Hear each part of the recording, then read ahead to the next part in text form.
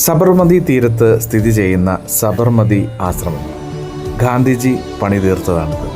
അദ്ദേഹം ഇവിടെ ഏകദേശം 12 വർഷത്തോളം താമസിച്ചിരുന്നു. ഇതാണ് അദ്ദേഹത്തിൻ്റെ വീട്. ഹൃദയകുഞ്ച് എന്നാണ് ഈ വീടിനെ അറിയപ്പെടുന്നത്. അഹിംസയും സത്യാഗ്രഹവും എല്ലാം ഇവിടെ ഇരുന്നുകൊണ്ടാണ് അദ്ദേഹം ഈ ലോകത്തിലേക്ക് പ്രചരിപ്പിച്ചത്.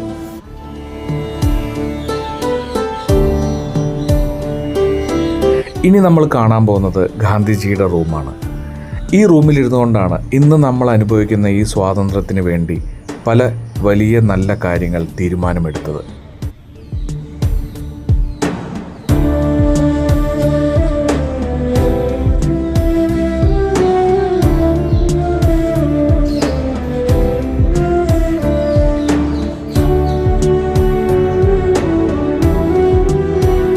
നടുത്തളമുള്ള ഒരു ഭംഗിയുള്ള വീടാണ്.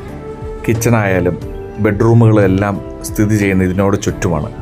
ഇനി നമ്മൾ കാണാൻ പോകുന്നത് ഗാന്ധിജിയുടെ പത്നിയായ കസ്തൂർബയുടെ റൂമാണ്.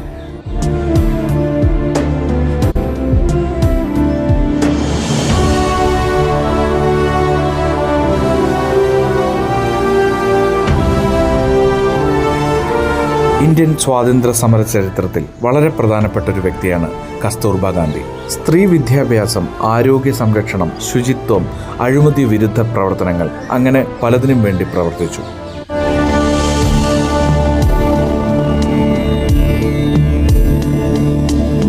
ഈ വീടിനകത്ത് ഗാന്ധിജിയും കസ്തൂർബയും എല്ലാം ഉപയോഗിച്ചിരുന്ന പാത്രങ്ങളും പല വസ്തുക്കളും അവിടെ സൂക്ഷിച്ചിട്ടുണ്ട്.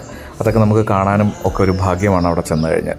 അതേപോലെ തന്നെ 1930 മാർച്ച് 12-നാണ് ഉപ്പ് സത്യാഗ്രഹം ഇവിടെ നിന്നുമാണ് ഗാന്ധിജി ആരംഭിച്ചത്.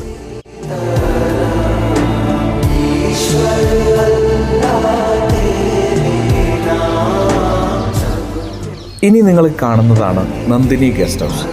ഗാന്ധിജിയെ കാണാൻ വരുന്ന വലിയ നേതാക്കൾ എല്ലാവരും താമസിച്ചിരുന്ന ഒരു ഗസ്റ്റ് ഹൗസാണ്.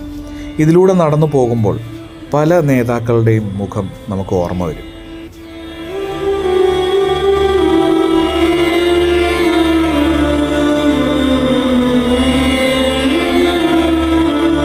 ഈ ആശ്രമത്തിനകത്ത് നമുക്ക് ഗാന്ധിജിയുടെ ഒരുപാട് ബുക്കുകൾ നമുക്ക് വായിക്കാൻ സാധിക്കും. അദ്ദേഹത്തിൻ്റെ പല ചരിത്രങ്ങളും നമുക്ക് മനസ്സിലാക്കാൻ സാധിക്കും. അതുപോലെയുള്ള സാധനങ്ങൾ വിൽക്കുന്നുണ്ട്. പിന്നെ ചില നമുക്ക് സൊവനീറുകൾ, നമുക്ക് നമ്മളുടെ വീടുകളിലേക്ക് മേടിച്ചു കൊണ്ടുപോകാൻ പാകത്തിനുള്ള സൊവനീറുകളും എല്ലാം ഇവിടെ ഉണ്ട്. അതെല്ലാം നമുക്ക് വാങ്ങിക്കാൻ സാധിക്കും.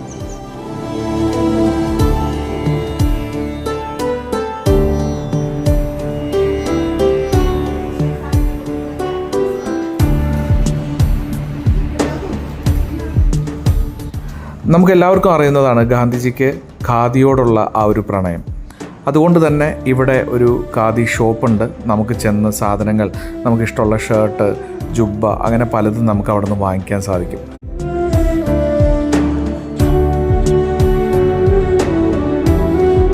ഒക്ടോബർ 2 സത്യവും അഹിംസയും മനുഷ്യരാശിക്ക് വഴികാട്ടിയ ദിനം.